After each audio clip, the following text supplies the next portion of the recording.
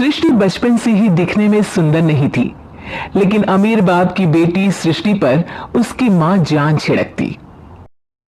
मेरी बेटी कितनी प्यारी है, भगवान सबको सृष्टि जैसी बेटी दे। सृष्टि धीरे धीरे बड़ी होती है। एक दिन सृष्टि की सहेली कहती है, तू दिखने में कितनी अजीब सी है, लेकिन मैं जानती हूं हम सब में सबसे अच्छी शादी तो तेरी ही होगी। तेरे पापा अमीर जो है। अरे बता नहीं सकते यार, दहेज तो हर कोई देता है, ये क्या ज्यादा ले जाएगी अपने पति के लिए? अरे बड़े शहर में कोठी है इसके पापा की। अरे पापा की है ना, कौन सी इसकी है? इसकी होती तब तो कोई भी लड़का इससे शादी कर लेता। अरे पापा की मतलब पापा की है तो मेरी ही है ना? किसने कहा?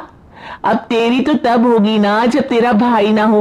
वैसे भी शादी के बाद सारी प्रॉपर्टी भाई के नाम होती है। सृष्टि समझ जाती है कि उसे किसी भी हालत में माँ बाप की सारी प्रॉपर्टी को अपने नाम करना है, लेकिन कैसे? एक दिन सृष्टि का भाई शीनू कहता है, बहन क्या कर रही है? तुझसे एक बात करनी है। अरे हाँ हाँ करना, मैं तो तेरी बहन हूं। बहन मेरी लाइफ में ना एक लड़की है, बहुत अच्छी है। मैं सोच रहा हूं माँ और पापा से बात करूं शादी के लिए। सृष्टि को समझ में आ जाता है कि भाई की शादी होते ही भाभी उसे एक दिन भी घर में बर्दाश्त नहीं करेगी।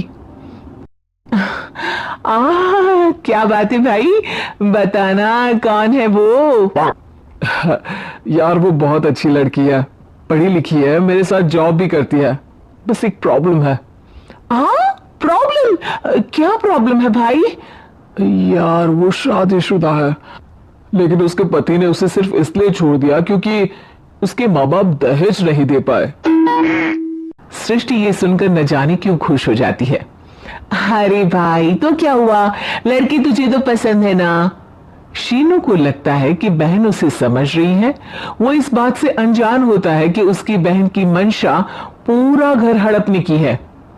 सृष्टि अपनी मां से कहती है, मम्मी मुझे तो बहुत चिंता है, पता है शीनू क्या कर रहा है? अरे क्या कर रहा है, वो तो काम पर जाता है और वापस घर आता है। नहीं ना माँ, वो यही तो नहीं कर रहा, बाकी सब कर रहा है।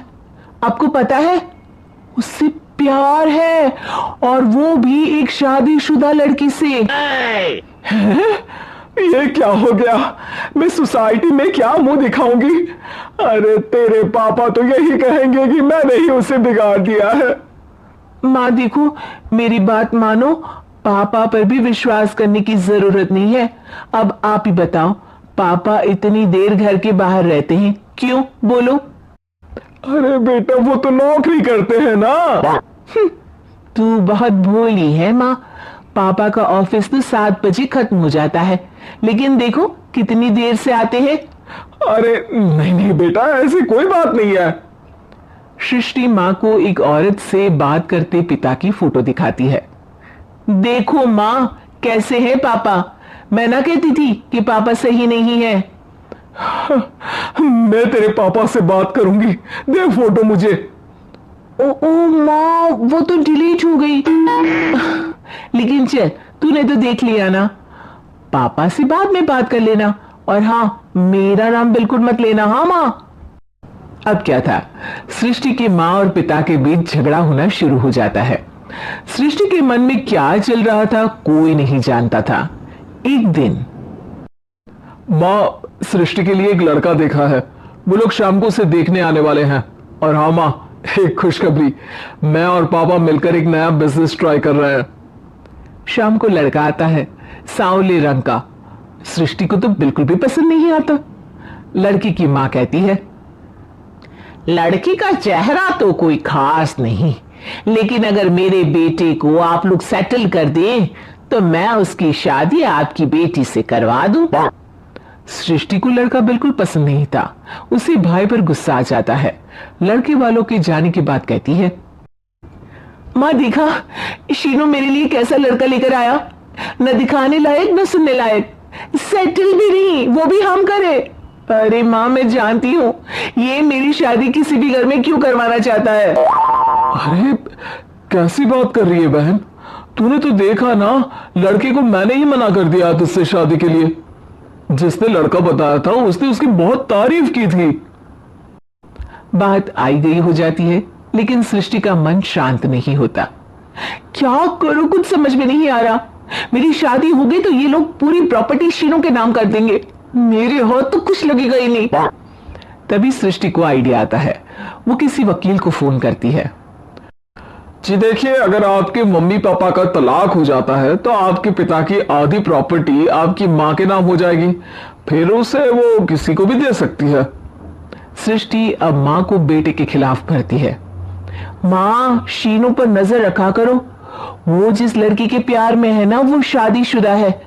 यहां आएगी, सारा पैसा, रुपया, जमीन, जायदाद सब हड़प लेगी। पापा का भी हाल तुमसे छुपा नहीं है।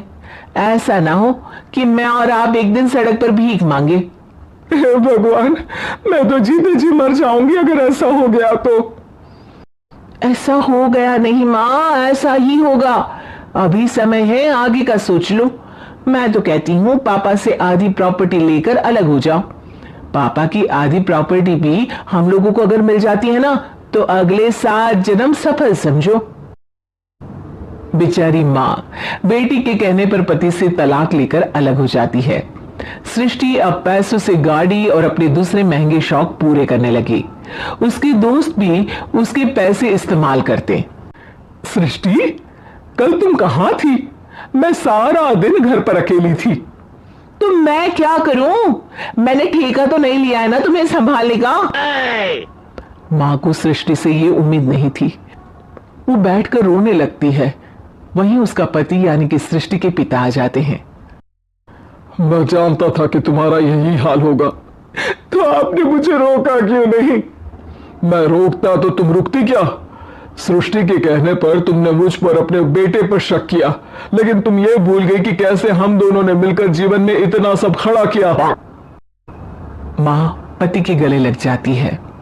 मुझे माफ कर दीजिए, मैंने आपकी कमाई का एक बड़ा हिस्सा गवा दिया। कोई बात नहीं, तुम साथ हो तो मैं ऐसी 7 प्रॉपर्टी खड़ी कर दूंगा। तभी वहां सृष्टि आ जाती है रोते हुए। मां, मयंक ने मुझे छोड़ दिया। वो बोल रहा था जब तक मेरे पास पैसे थे तब तक ही वो मेरे साथ था। पापा, मां, मुझे माफ कर दीजिए।